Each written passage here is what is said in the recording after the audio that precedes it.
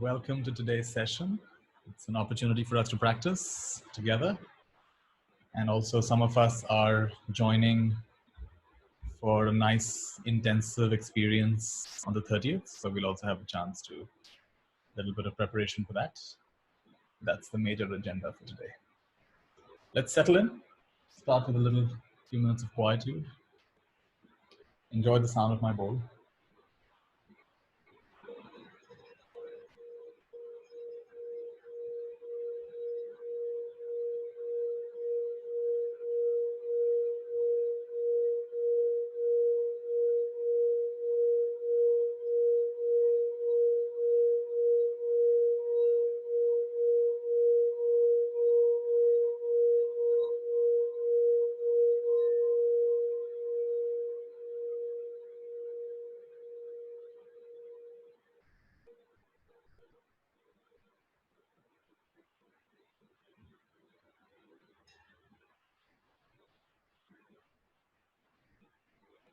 We're going to have an hour of power, 20 minutes of quiet time, 20 minutes of learning, and the rest of the time, 20 plus minutes of interaction, Q&A.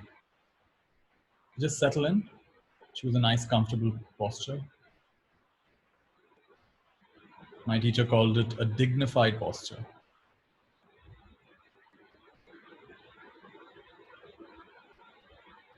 Very gentle smile on the face.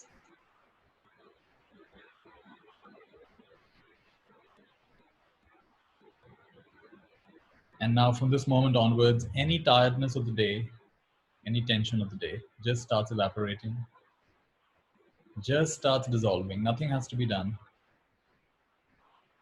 Your body knows how to discharge stress. Your brain knows how to simplify and untangle itself.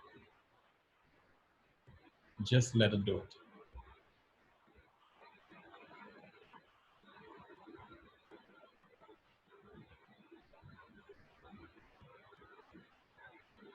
As though your body and mind are like wrinkle-free fabric. Hang them up, just starts getting all straight again.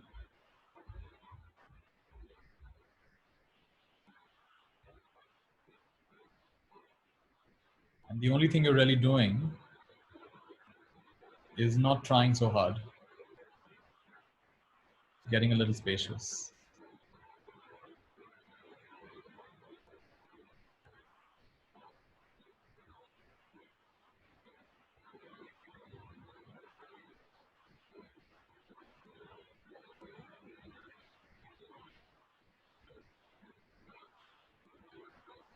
And this is like an intimate meeting with yourself.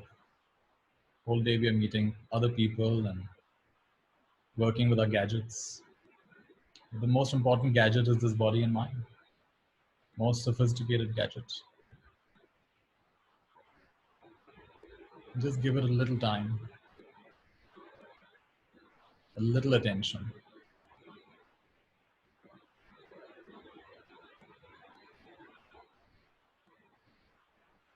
And shift from moving at the speed of thought, which is the next thing, the next thing, the last thing, the next thing, to moving at the speed of life. Speed of life is this thing, this sound, this breath, this feeling, what's arising in awareness.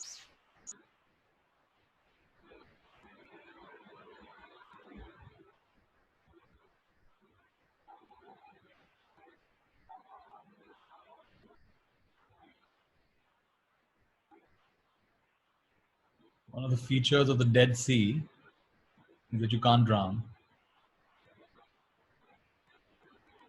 It's kind of foolish to paddle too hard when you're in the Dead Sea. Just relax. So could it be this life is like that? You don't have to struggle so hard. Relax. And you're held.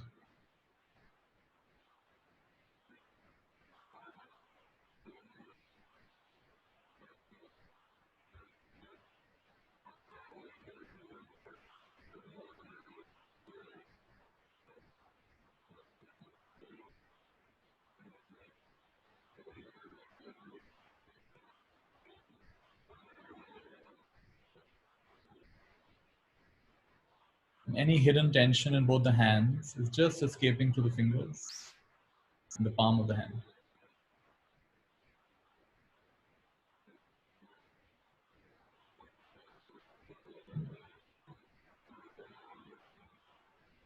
And any hidden tension anywhere in the torso, chest, and belly, the entire back, the entire spinal column.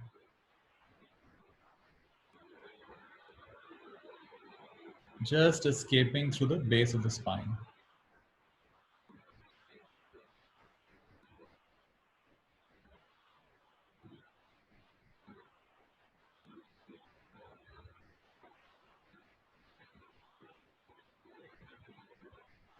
And any hidden tension, tightness, contraction in the legs, just escaping through the soles of the feet, tips of the toes.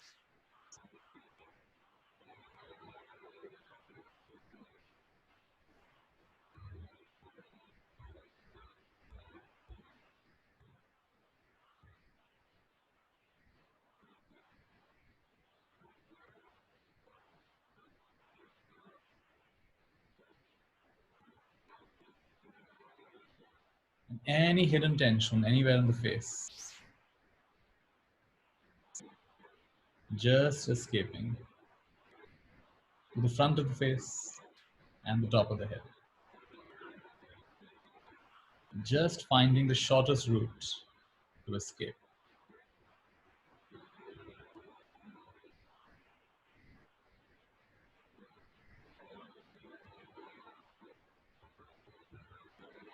Maybe it wants to escape from both the ears.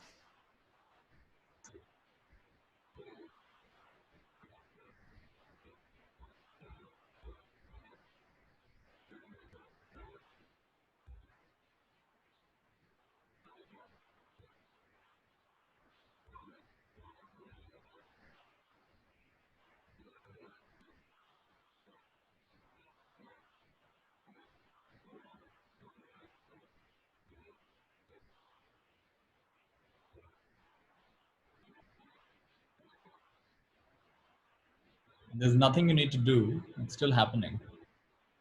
And untangling is happening, discharging is happening, gentle release is happening. Any tiredness, physical, mental, emotional, just evaporating. Gradual settling is happening.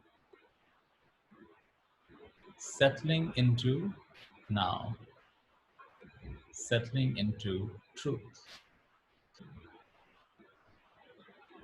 Settling into your first person experience, which is undeniable, does not require proof.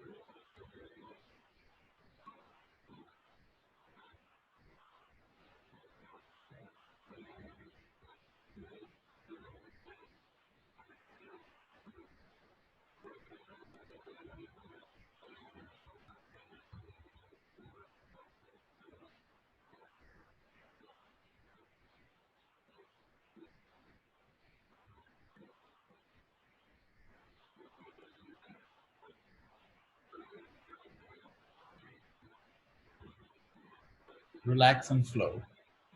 Relax and flow.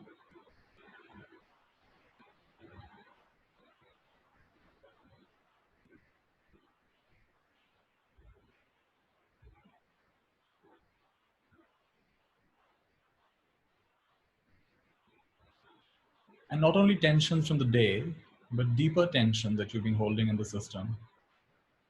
Maybe from the last few months, maybe from the last few years. Those deeper tensions also begin to evaporate, gently get released. You don't know how it's happening, it's just happening. And to the palms of the hand, fingertips, soles of the feet, toes. base of your spine, face and ears and head. Just a gentle release happening. A very healthy process.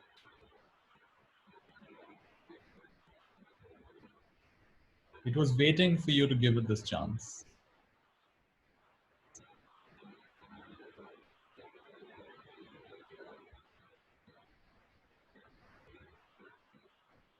And something deep inside you knows this is wholesome. May not always be pleasant, but this is very wholesome.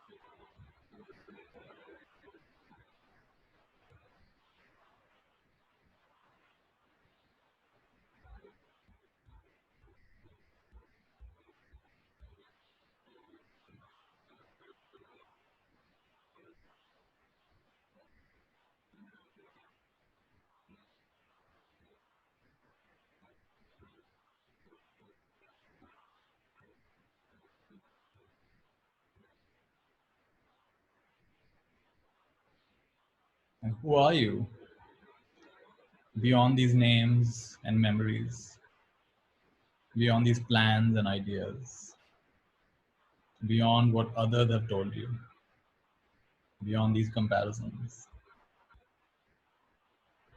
What's the true face?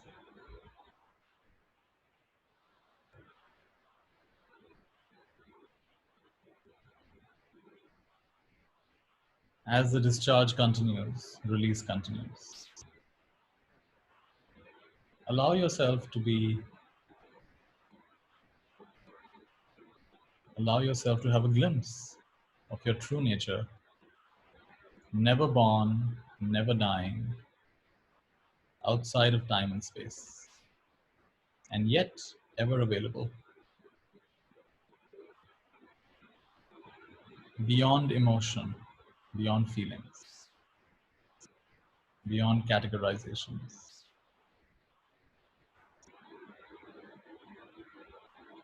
True self, reveal yourself.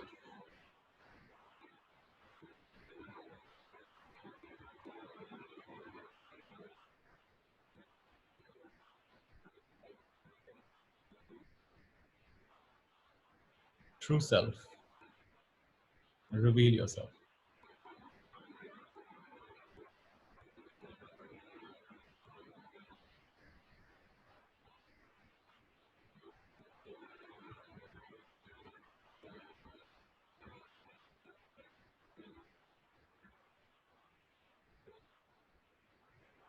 True self, if you are true and if you're so obvious, then make yourself obvious.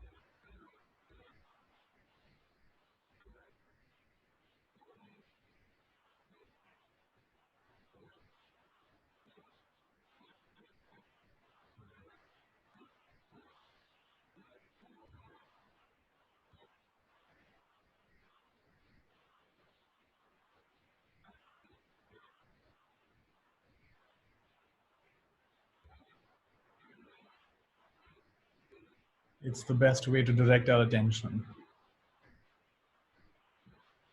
to investigate the source of our attention.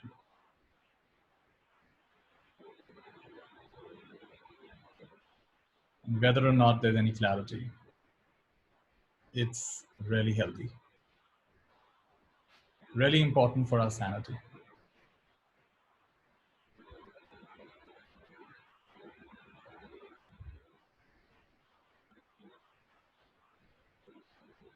Because as long as we are identified with the body, emotions, thoughts,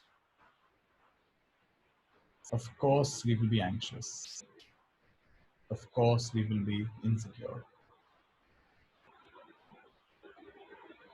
Have to find a deeper foundation. Of course we'll be on shaky ground unless we touch that part of us is forever unshaken. Like the sky, like the floor of the ocean.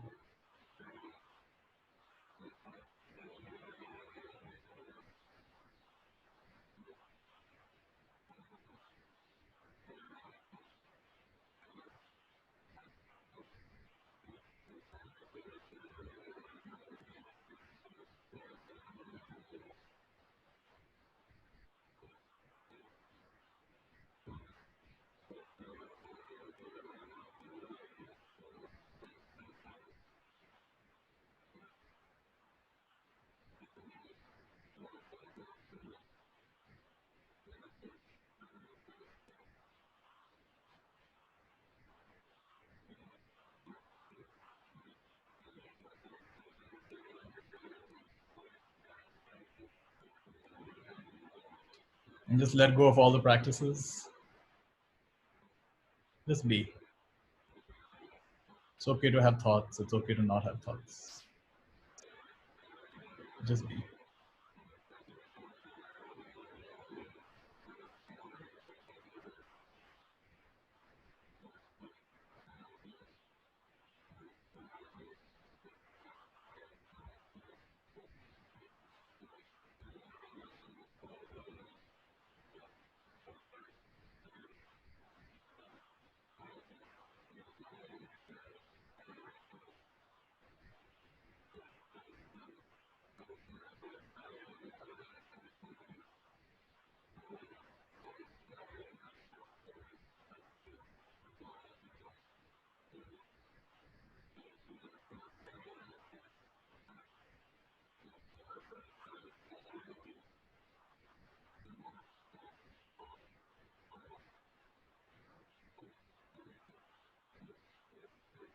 Just for 1 minute before we end,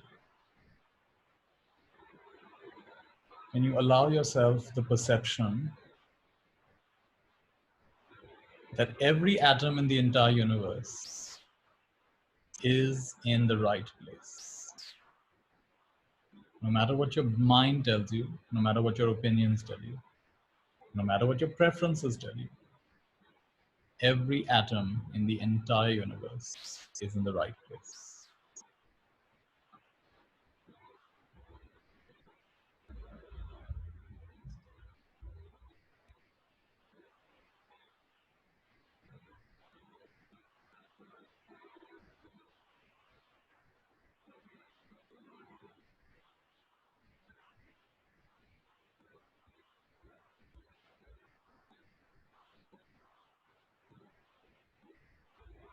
And even the part of you that says, no, it's not, even that's in the right place.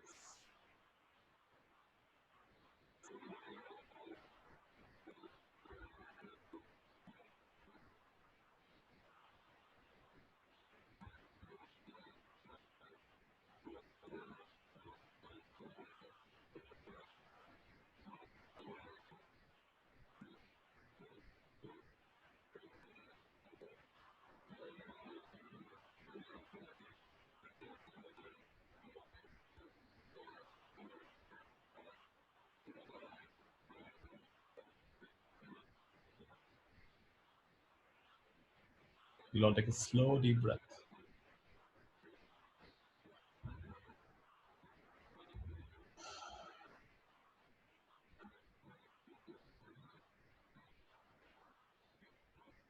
If you like, you can rub your palms together, nice and warm.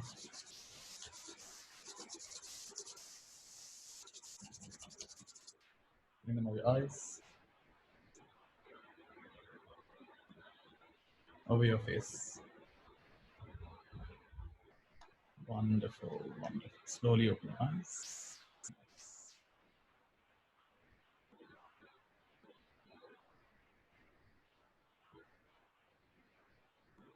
What's in there? So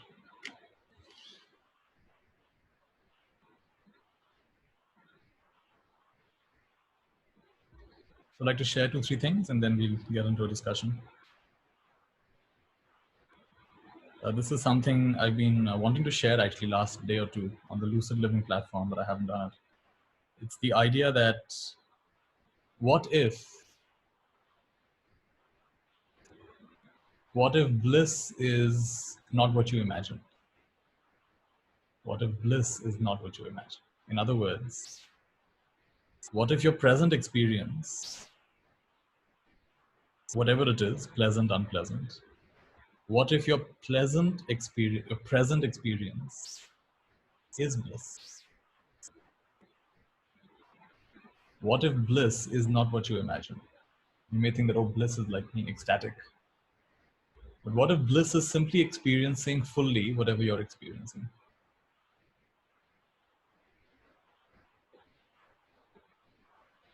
So that could include a racing mind, that could include a busy day, that could include tiredness, that could include lethargy, that could include judgment.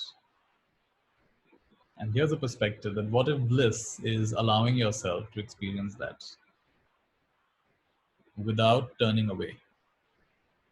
With a nice phrase by John Kabat-Zinn, he calls it full catastrophe living. What a name, what a phrase. Full catastrophe living. You live full catastrophe. Great phrase. With all the wise ones and all the scriptures say the same thing. They don't say that, oh, you have to be in a special meditation position, you have to be in full lotus, you have to be on top of a mountain, you have to have the blessing of a guru. They say no, every moment it's actually so available to you. That's what every true scripture, every true teaching says the same thing. So if every moment it's available, it could be at the bus stop, it could be while making tea, it could be while having a bath, it could be while drawing water from a well. I don't know if we do that anymore. At any point, that's a portal that's available. So what if bliss is not what you expect? What if it's not the next experience? What if it's simply this experience? Just stay with this thought for a minute or two.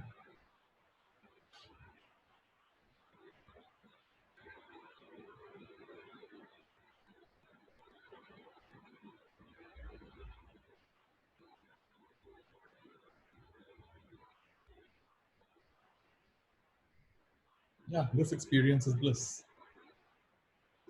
It's not what you expected, but it's bliss.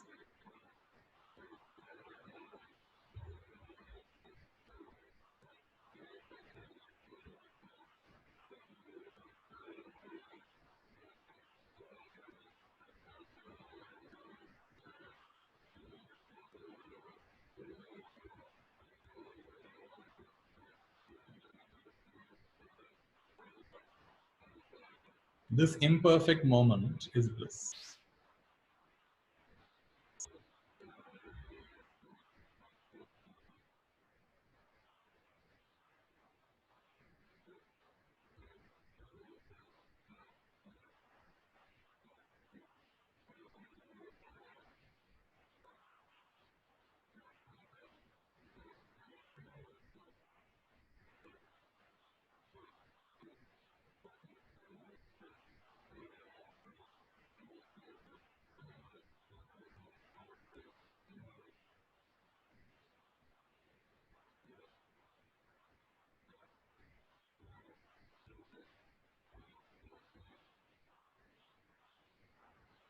And including the thought that I don't get it, I don't understand it, it can't be, that's also bliss.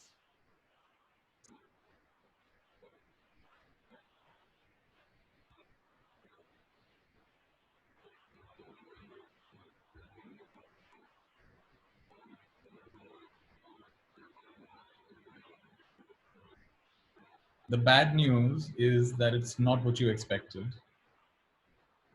The good news is that it's always available and that you can finally relax.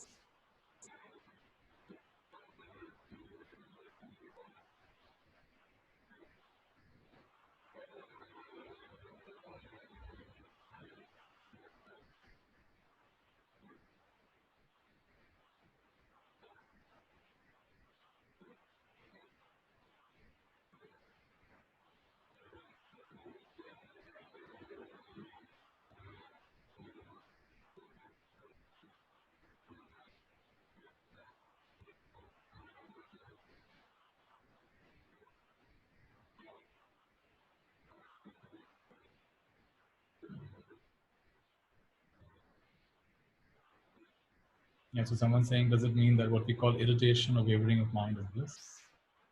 Yeah, I'm saying that bliss is not what you imagine it to be. Bliss is having any experience experienced fully is bliss. Any experience. That's like someone is saying that's what surrender is, isn't it?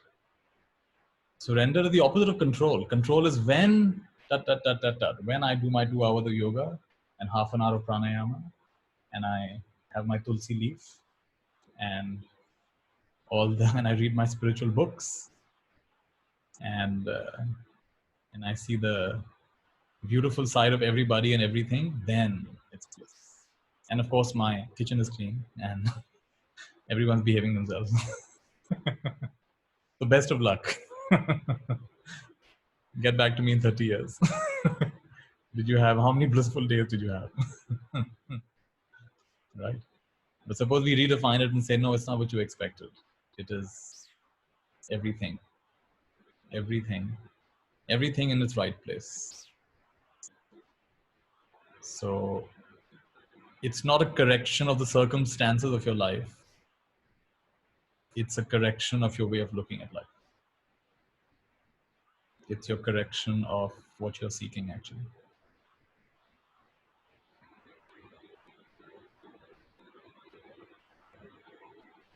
Like everyone is seeking something. Who's seeking this? Who's seeking now? Is there anyone seeking now? How rare is it to find someone say, oh, I'm seeking now? Everyone's seeking something else, right? A little bit more of something, including a little bit more of, I want to be more mindful. I want to be more in the now. Can you just be in the now? No, I want to be more in the now.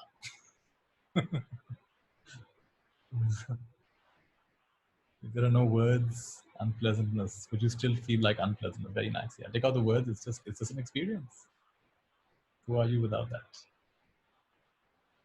So my first meditation course, Vipassana course, I did in Jaipur in, I think it was June or July, probably June. Those of you who know Jaipur, it's like super hot in June. And the place where we were, very, very hot. And we had no air conditioning. And in this particular meditation method, they don't even put the fans on. You sit there and you're just in a pool of sweat. And then as though that's not bad enough, your room, the whole room is like an oven by the time you get to it in the evening. So it's like you're entering an oven. Because all the radiant heat is now there inside the room. The mattress is hot. Everything is hot.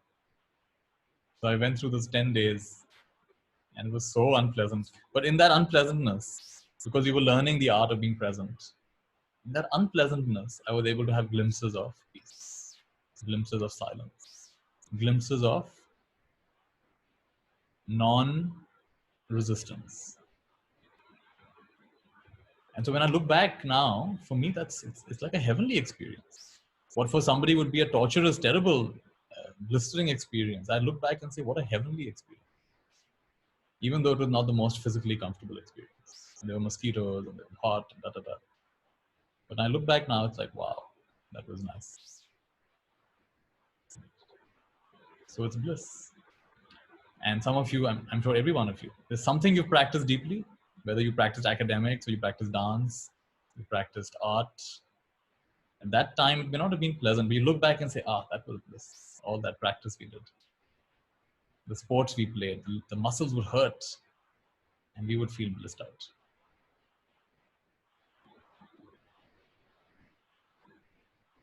So what if bliss is not what you think it is, not what you expect? It just is. That's one thing I wanted to share. Another thing I wanted to share is it's still a thought that's developing, but I wanted to introduce it, and we will develop it a little bit more. But it's the idea of Riyaz. Riyaz is something that is done in Indian classical music.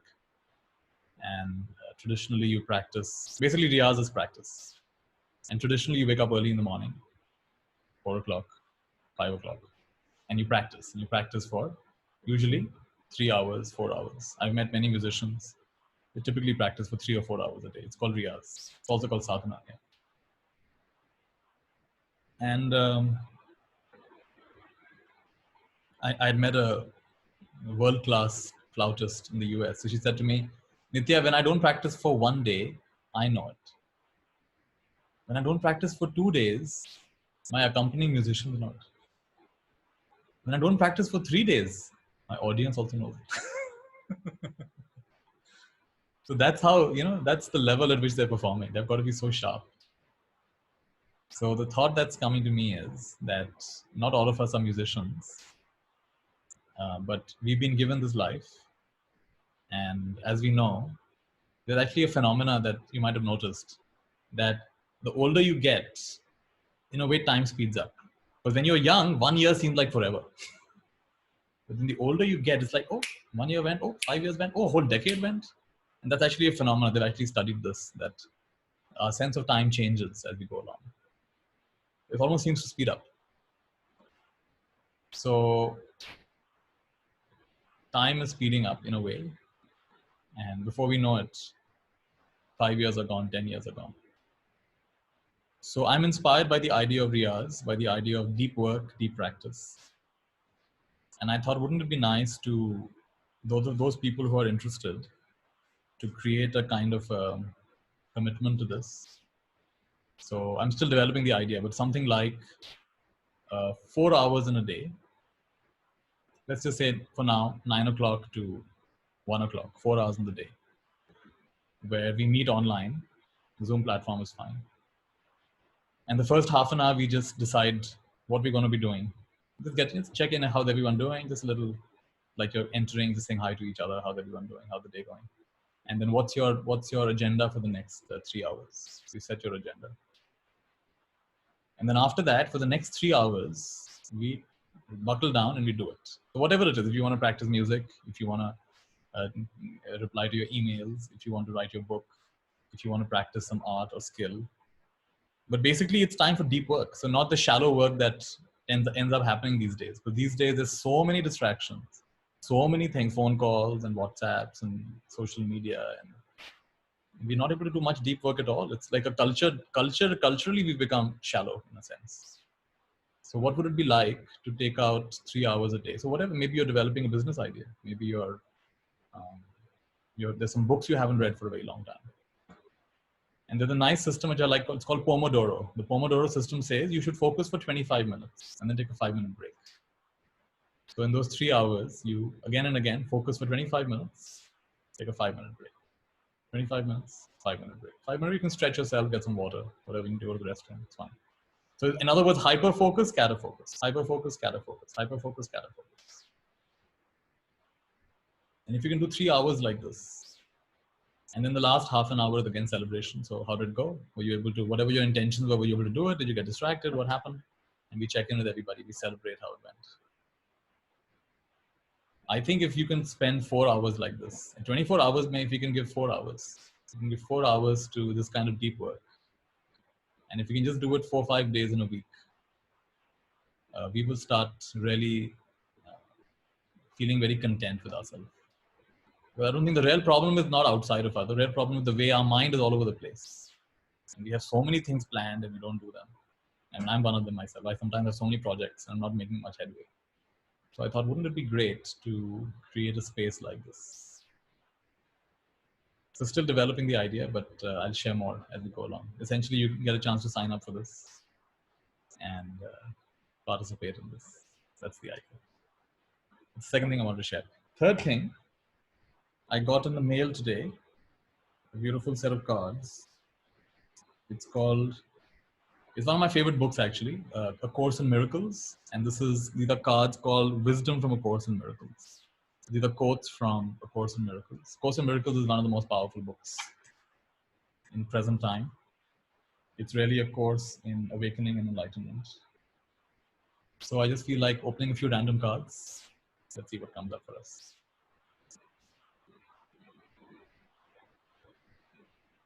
Okay, the first one is, whenever you deny a blessing to a brother, brother is another person.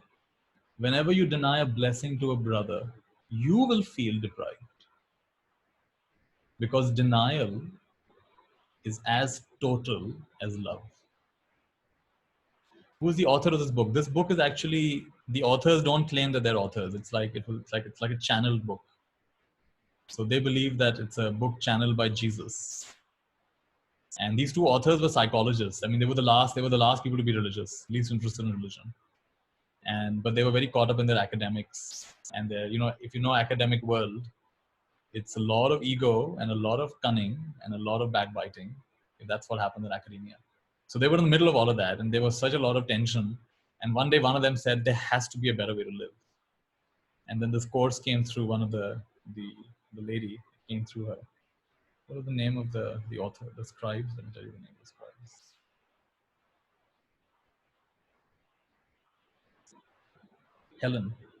Helen Schumann, and Bill Thetford.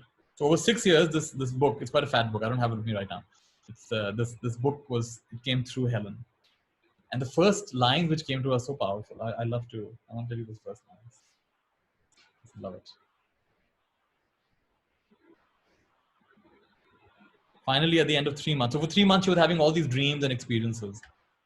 And at the end of the 3 months, she heard an inner voice say, "This is a course in miracles. Please take notes." And that's how it began. And then for the next 6 years, she was ferocious, and it was become really fast. So she had to use shorthand. I don't know nowadays if anybody knows shorthand, but you know what secretaries would use. It's really coming fast. So she'd have to use shorthand. And she had no real religious background beyond the very superficial religious background, hardly anything. And a very, very, very powerful course came through her. The course was born. It has an emphasis on healing, particularly on healing relationships. It is a guide to a better way of living. So what is the one that's here? Today what we've got is, whenever you deny a blessing to a brother, you will feel deprived, because denial is as total as love. This is one thought that's come. Let's open another one.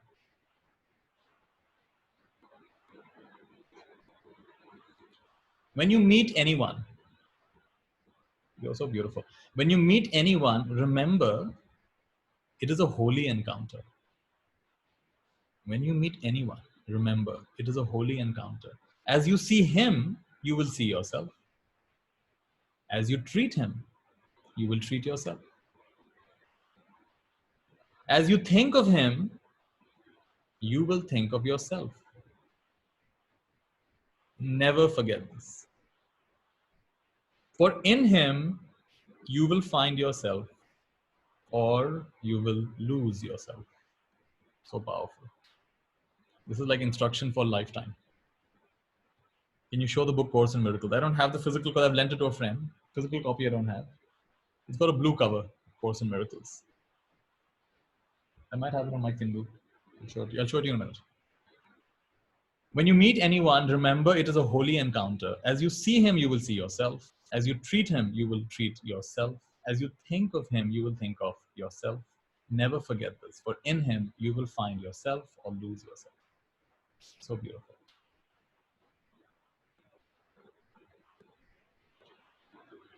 And I have another great book.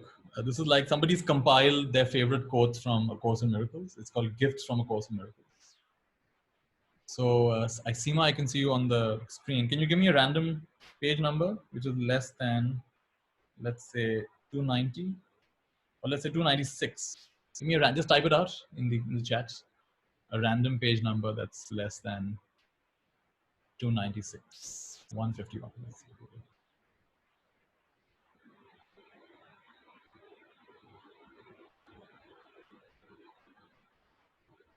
Perhaps it will be helpful to remember that no one can be angry at a fact. Perhaps it will be helpful to remember that no one can be angry at a fact.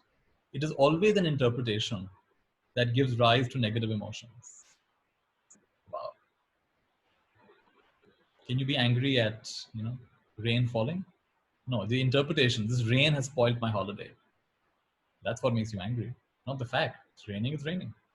Perhaps it will be helpful to remember that no one can be angry at a fact. It is always an interpretation that gives rise to negative emotions, regardless of their seeming justification by what appears as facts. If anger comes from an interpretation and not a fact, it is never justified. Once this is even dimly grasped, the way is open. If anger comes from an interpretation and not a fact, it is never justified. Once this is even dimly grasped, the way is open. When you are angry, it is not because someone has failed to fill the function you allotted him. Or is it not? When you are angry, is it not because someone has failed to fill the function that you have allotted him? And does it not become the reason your attack is justified? So first of all, you created a function for this person. They failed to fulfill it. And now, because they have failed to fulfill the function that you gave them, now you feel it is justified to be angry. You see? Another word for anger is self-righteousness. You're making yourself right. My teacher used to say, there's a judge, there's your lawyer, then there's their lawyer. Your lawyer makes a very clear case, great detail, all the evidence is presented. The other lawyer not allowed to open their mouth. The judge looks on both sides. Such a clear case has been made. Other lawyer not allowed to open their mouth. Judge says, yeah, guilty as charged. Guilty as charged. Guilty as charged. Now you can get as angry as you like. As angry. Why? Because you never give the defense to even say one word. So you see, that's how. What is the judge? The judge is our conscience. What is the lawyer? Our lawyer is our mind, giving all the look. I said this and I did this and I did this. I told them so many times, and how could they? But you never for a moment consider what is their story, or hardly, right? Then your conscience says yes, you're totally justified. This person is at fault, and now you can get as angry as we like, and we'll feel yes, self-righteous. I'm right and you're wrong. Without projection, there can be no anger, but it is also true that without extension, there can be no love. How beautiful is this? Without projection, there can be no anger, but it is also true that without extension, there can be no love. What is extension? Extension is an extending of yourself, extending of your sense of self. Like the last card we read was about seeing yourself in the other. You're extending your sense of self. You think, oh, this person is a holy, and this is a holy encounter. This is another me I'm meeting. Without projection, there can be no anger. And without extension, there can be no love. Accept only loving thoughts in others and regard everything else as an appeal for help. How beautiful is this? Accept only loving thoughts in others and regard everything else as an appeal for help. There is nothing to prevent you from recognizing all calls for help as exactly what they are, except your own imagined need to attack. There is nothing to prevent you from recognizing all calls for help as exactly what they are, except your own imagined need to attack. Perhaps it will be helpful to remember that no one can be angry at a fact. It is always an interpretation that gives rise to negative emotion, regardless of their seeming justification by what appears as facts. If anger comes from an interpretation and not a fact, it is never justified. Once this is even dimly grasped, the way is open. When you are angry, it is not because someone has failed. Is it not because someone has failed to fill the function you allotted him? And does not this become the reason your attack is justified? Without projection, there can be no anger. And without extension, there can be no love. Accept only loving thoughts in others and regard everything else as an appeal for help. There is nothing to prevent you from recognizing all calls for help as exactly what they are, except your own imagined needs to attack. Beautiful. And there's more, but I guess we'll stop here.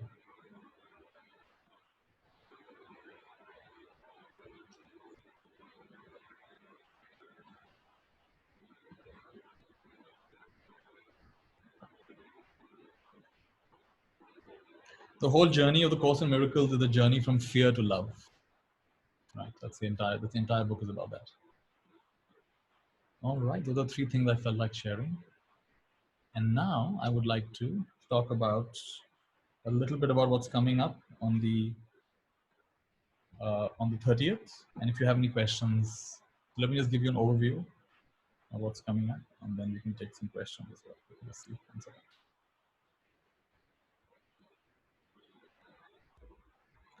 All right. So basically, it's a day of practice. So we start at 5 a.m.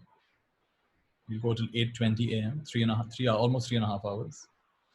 This will not be continuous. I'll give you short breaks in between, but yeah, we will be practicing for this time. And what will we be practicing? There'll be a combination of some meditation, some discussion like we're doing now. I might teach some teachings that you can practice on your own. Things like Ho'oponopono and others. Let's see what happens. There'll also be some physical element to it, some movement. So 5 to 8:20 a.m. Then we'll have a break. We can have breakfast and relax for a bit. 10 a.m. to 1:20 p.m. Another 3 hours and 20 minutes. Then again, you can have a break. 3 p.m. to 6:20 p.m. And then again, take a break for dinner. And finally, 8 p.m. to 10 p.m. Last session is a little shorter, 2 hours. And all in all, we would have practiced for 12 hours. And this is inspired by Tenzin Palmo, who followed a routine, not exactly like this, similar to this. She practiced this for about 12 years. So what she did for 12 years, let's do for 12 hours.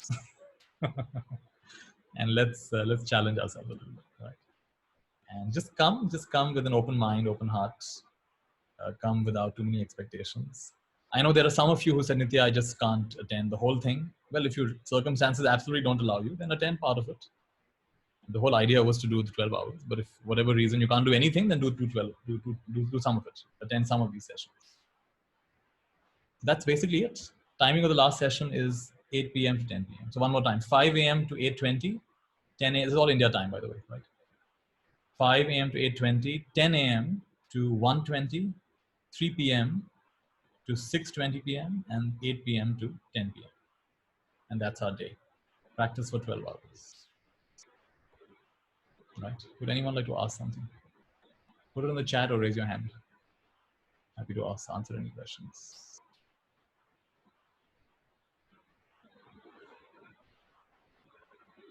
Every now and again, we should intensify our practice. Yeah, Radhika, go ahead. 1 second. Unmute yourself. Namaste, Nitya. Hi, everybody. My question is about anger that you mentioned now, and if it is projection is anger, and if it is about self-righteousness, where do you draw the line between anger and having to say what you have to say? Now, we are in a COVID situation, and I'm actually running a school in Karnataka. I mean, it's very clear we have to follow rules and all of that stuff. And we have our head of the school going for a funeral. I mean, we've been talking about this, and we all it's an open secret what you need to do. So, I mean, we've been talking about it for the last 4 months, but then here we have a situation where she says, today I can't go because I have to go for a funeral. I was taken aback. I did lose my cool. But please tell me, what could have been done otherwise? I mean, not that I'm justifying my anger. I'm not saying that I should have. But repeatedly, we're talking about this. And it's not that, it's all over the news. It's all over the WhatsApp. And what do you do in a situation like this? Yeah, I mean, I think the main point is you get in touch with I like to say behind every anger is fear. Behind every fear is an unmet request. Is that unmet request? Unmet request. And behind every unmet request is love. So actually deep down, there's nothing but love, right? The reason you're angry is you got afraid of something. The reason you got afraid of something is because she did not follow some simple request that's been made many, many, many, many, many times. You don't understand, how can you not follow this? And behind that is nothing but love, love for her, love for the school, love for the kids, love for everybody involved, love for the whole community. There's a deep love and concern behind that. So when you're in touch with that deep, deep place, then you can respond, and it could be soft words. Or love is not always cute and cuddly. Love can also be very firm. We know, we've experienced with our teachers and our parents. Love sometimes can be very fierce, right? Got it. Thank you. So Very beautiful. love is not always love does not mean you have to be like have a halo around your head the whole time. What's beautiful about our Indian tradition and Tibetan tradition is some of the deities are ferocious deities. You've seen in India, Kali, tongue is out, ferocious. And some of the great the Tibetan deities, they're ferocious deities, the Dhamma guardians. The Dakhinis are sometimes fierce, but it's that fierceness. It's like, no compromising on the truth, no question about it. So that's also an aspect. So being fierce does not mean, but it's not coming from delusion. It's coming from clarity. Right? There's the fierceness which comes from clarity. And someone was telling me, I don't fully remember the story, but of Nataraj, that when you've seen Nataraj, right? The Shiva dancing, and his one leg is raised in the air. The other leg is crushing a demon. And this demon is actually quite a tiny fellow. But there's something special about this demon. He is the only demon, he's one of the very few characters who's immortal. So this demon is immortal. So Shiva can never kill this demon. All Shiva can do is step on this demon. And this demon represents our lethargy, represents our indolence, represents our sleepiness, represents our just taking it easy, it'll all be fine, it's all okay. And in a way it will be fine, but not the sense of just being casual about everything, right? In a way, that's the demon we're fighting on the 30th, 12 hours of practice. So Shiva dances, and Shiva, all Shiva can do is just crush this demon, right? Because he can never fully kill. In other words, we have, all of us, we have this tendency towards just letting it slide. And this demon is an immortal demon. He cannot be killed. He will be there. But Shiva dances. So that's a kind of divine rage. It's a good rage, right? Shiva is not gonna take it. No, I'm gonna crush you. I may not be able to kill you, but I'm gonna crush you. So our mythology is full of examples of this. So that, but the thing is, when you're going to take strong action, you've got to be doubly clear. Am I genuinely coming from love and compassion and care? Or am I coming from ego? Or am I coming from judgment? So it's very important to pause. Have I really understood the other person's position? Or have I jumped to a conclusion? Do I know the full story yet? Because we may be making an assumption.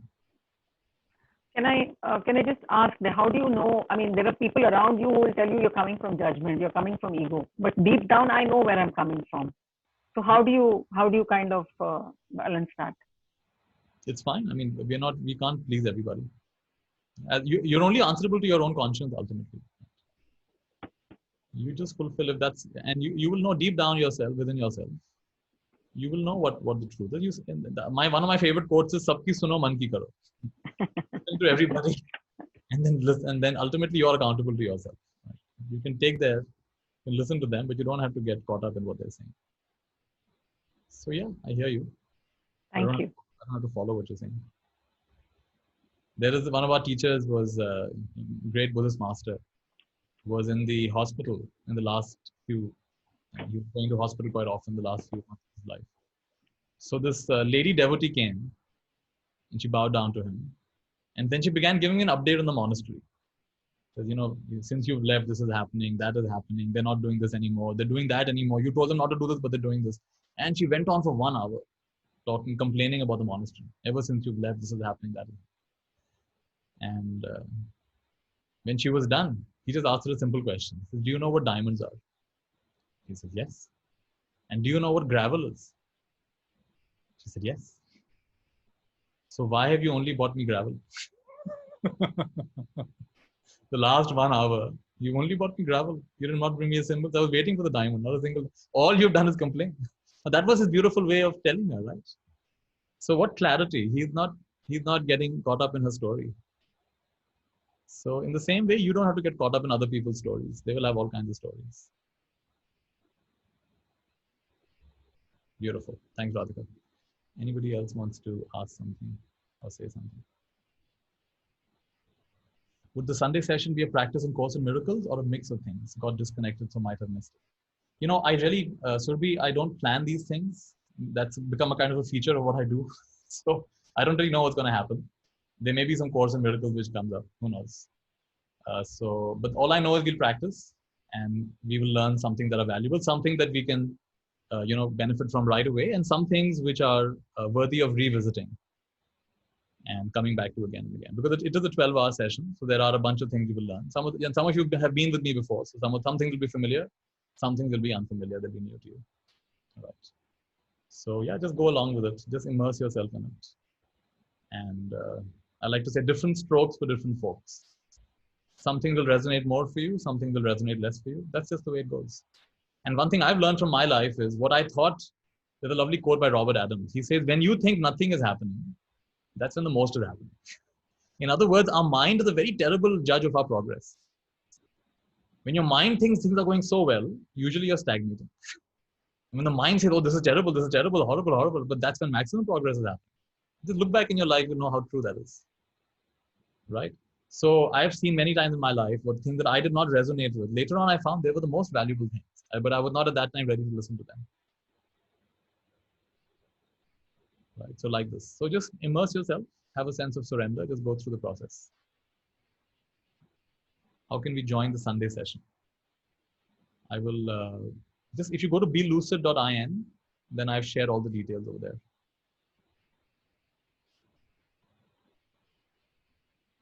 Padmaja, you're on the call, right? Padmaja, can you find the link for how people can join if they haven't joined yet? You can paste it in the comments. Is it possible to be loving and compassionate for others and be loving and accepting of how we are feeling, even when it is ego or judgment? Yeah, because love and compassion is love and compassion. It's not in the moment of love and compassion. There's just love and compassion. And the next moment there may be judgment, but it's a total state. So very much so. Be in a state of acceptance. Come to that, I talk about this often. Between stimulus and response is a gap. That's where wisdom is. So come to that gap, and everything gets clear over there. I read the book Unified. I believe in read once for information and twice for transformation. I started to follow the book, but I feel like detached from everything and in mind, no thoughts. I feel like doing nothing and sitting quietly. What do you suggest now? Very nice. After running about your whole life, for a little while, for the first time in your life, you feel like doing nothing. I think it's a very healthy thing. Just running around is what got all of us in trouble, right? Running. And each time we think, this time the running will give me the satisfaction. You run again very hard, and again, by the end of it, you're left with nothing. It's like, what about all the running? What is it for? So I know it's unfamiliar, but I think it's fine. I think it's great. And you will go through a phase of being super active. You'll also go through a phase of being super detached. But then you will come to that middle ground where you are present, but not affected by it. This is natural. This is how it goes. Like I know in my own practice, there was a time when I got very, very introverted. I did not feel like talking to people. I did not feel like, everything seemed tedious. Like some guest would come home, my mother would say, come meet them. I say, oh no. Maybe that's a feature of all teenagers, I don't know. But basically everything just felt so tedious and heavy. And then there was a time when I was also, very eager to meet people and be with people. So there is a middle point which comes where you are doing what you need to do, but you're not getting so affected by it. Right? Detached action, you could call it. Yeah, Padmaja shared a link. So those of you who want to join the program on 30th, you can. Sansara is dukkha, says Buddha, the first noble truth. How do those of us who are not yet Buddha not get overwhelmed by this? Yeah. Right, one of my favorite quotes is, Sansara fully penetrated is nirvana. And nirvana rightly understood is samsara. Let me give you a taste of this right now. Okay? Now, I don't know how many of you will get it, but try. Okay, so just take one finger, right hand, left hand of the mouse, index finger. I want you to point it to something in the room. Anything. I'm going to point it there. I have a whiteboard. I'm going to point it there. You point it to whatever you're pointing it to. Now follow along a line of eyesight from your finger to that thing. And just check, does that thing, could be a painting, could be a wall, could be a person, doesn't matter. Does that thing have color? Does that thing have shape? Can that thing be described?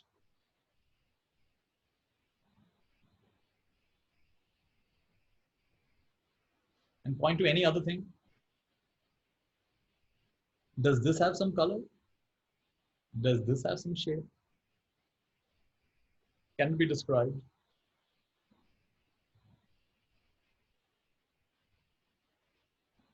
And now point it to your leg. Does it have some color? Some shape? Can it be described?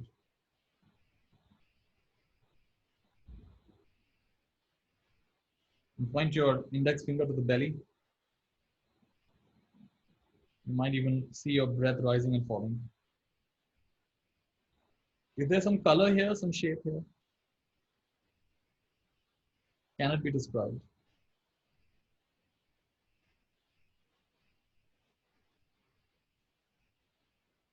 And now point to where you're looking from.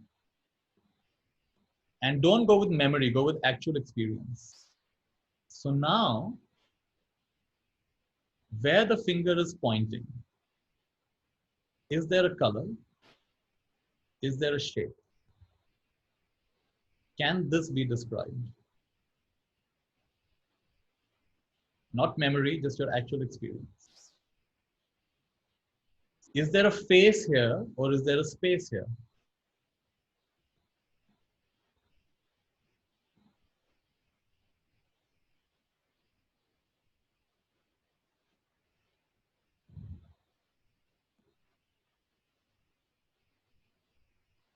And now take the other hand.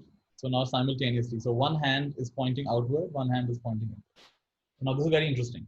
Now, when I look at one of my hands, I see on one side, I see a lot of colors, a lot of shapes, a lot of things which can be described.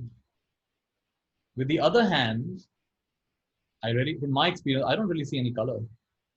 I don't really see any shape. I don't really see anything that can be described here. And you know what's beautiful?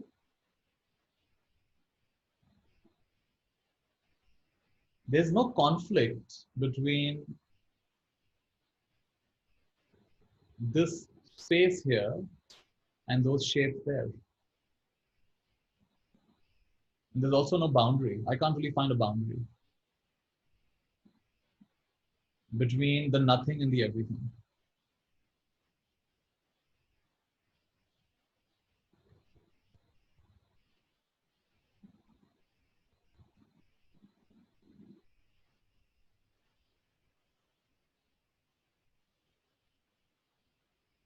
And slowly bring your hands down.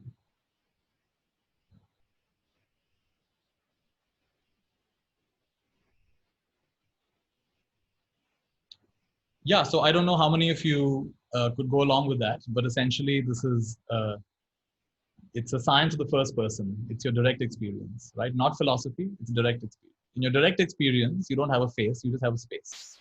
You always keep your face, like in this case, there's a Zoom call. My face is about 2 feet away from me on the screen. I can't see my face actually. In fact, without memory, right now I'm on that gallery view. So without memory, I have no clue which of these faces is my face. You try it right now. Look at the gallery view. If you did not have memory, would you really know which is your face? You would not know. And when you see the other person's face as your face, is there a better definition of love? Love is when I see your face as my face. And that's what love is. Whenever you meet anybody, forget about your spouse or whatever. When you meet them, in that moment when you're really meeting them, it's just their face. You don't have a face, they have a face. In other words, that's your face. So you're not a face in the world, you're a space. within which there is this world. And that's our direct experience. You see.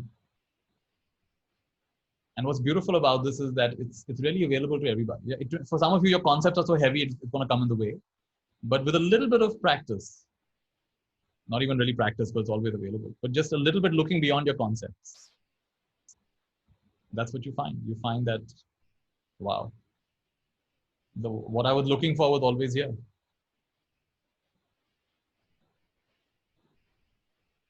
So like that, you see.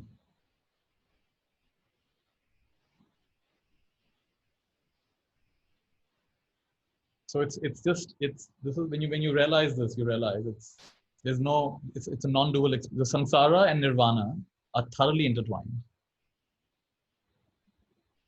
This is samsara, this is nirvana, right here. And there's no boundary. So nirvana, samsara fully penetrated is nirvana, and nirvana rightly understood is samsara. Which is why at the end of our meditation, I said, what if bliss is not what you expect it to be? What if this experience is bliss? Then what? Beautiful.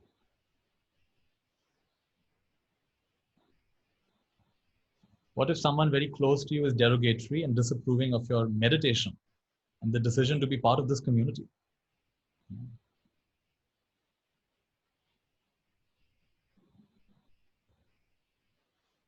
So it can happen. I mean, are we going to wait for everybody in our life to be on board with us?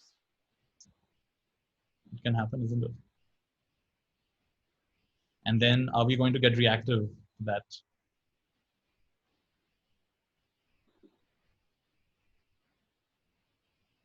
So, I mean, I just follow Byron Katie's three. She says there are three businesses: my business, your business, God's business. My business, what I think, say, and do is my business.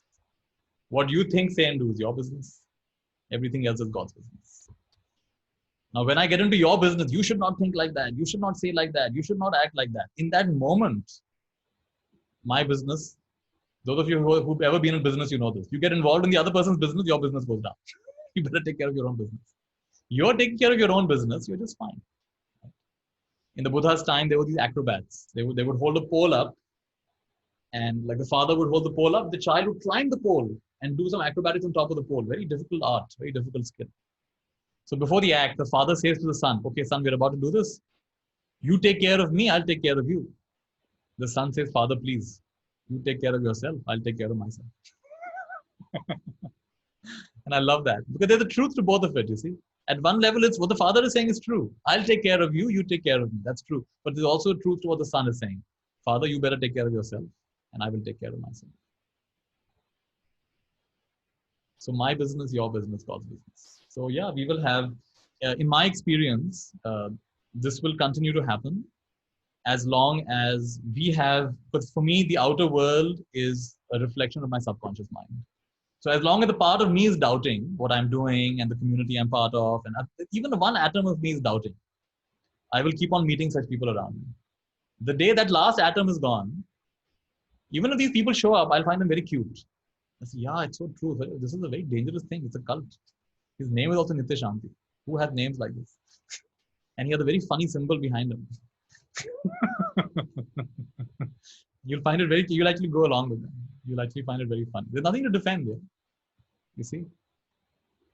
So just look at it as an opportunity for you to clean up. You can, I'm sorry, please forgive me. I love you. Thank you. Just keep cleaning up, cleaning up, cleaning up.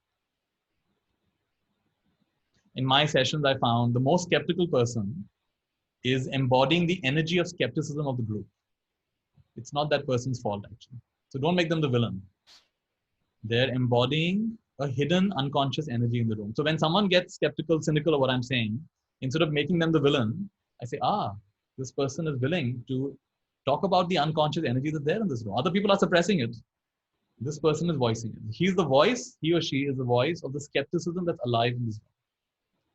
And so I'll welcome this person, this energy as a guest. Very welcome. No resistance. Right. And if I can do that, if I can welcome that as well as an honored guest. In India, we say Atiti Devo Bhava. Whoever is the guest is like God has come to your house. Atiti Devo Bhava. So then that is the guest that has come. So we meet that guest also, we honor that guest. We meet them at the door, smiling, laughing. Come on in. Welcome. To the extent I can do that, I have found everyone benefits, but the people who are skeptical and cynical, they benefit the most because they've taken the biggest journey. Imagine the journey from skepticism, cynicism, all the way to learning something valuable. That's the biggest journey. So now that's a big turnaround, right? So these people have shown up in your life, and it's not a wrong thing or a bad thing. And like we basically, one of the operating principles is no mistakes. No mistakes. Everything is here. In fact, I don't know where that card is gone, but that's one of the cards in this Course in Miracle deck. That's exactly what it said.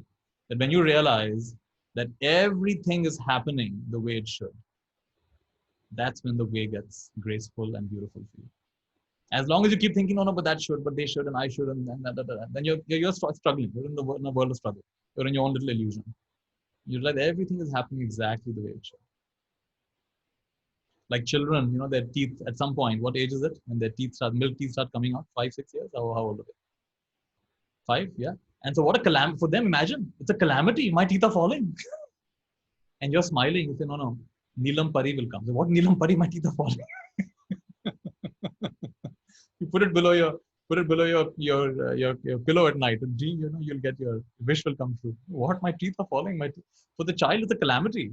But we've been there. You're getting better set of teeth now.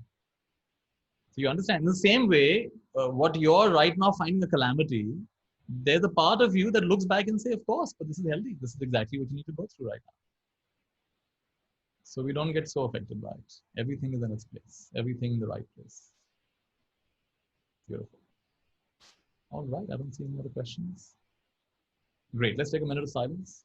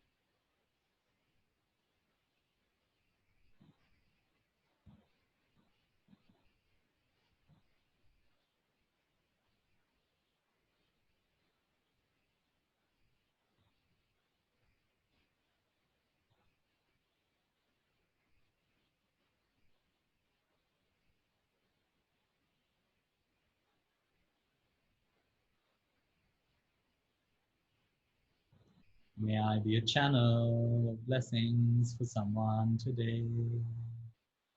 May I be a channel of blessings for someone today. May I be a channel of blessings in the world. Tera mangala, tera mangala, tera mangala ho. मेरा मंगल मेरा मंगल मेरा मंगल हो रे सभी का मंगल सभी का मंगल सभी का मंगल हो रे जन जन मंगल जन जन मंगल जन जन मंगल हो सभी का मंगल हो समस्त लोका सुखिनो भवन्तु समस्त लोका सुखिनो भवन्तु समस्त लोका सुखिनो भवन्तु ओम शांति शांति शांति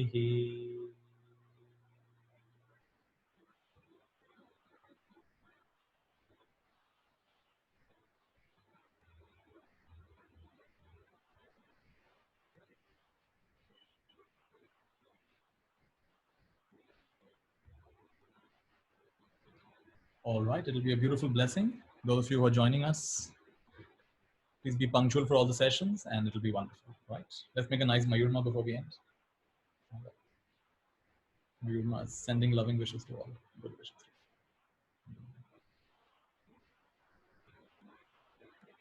And we say together, Mayurma.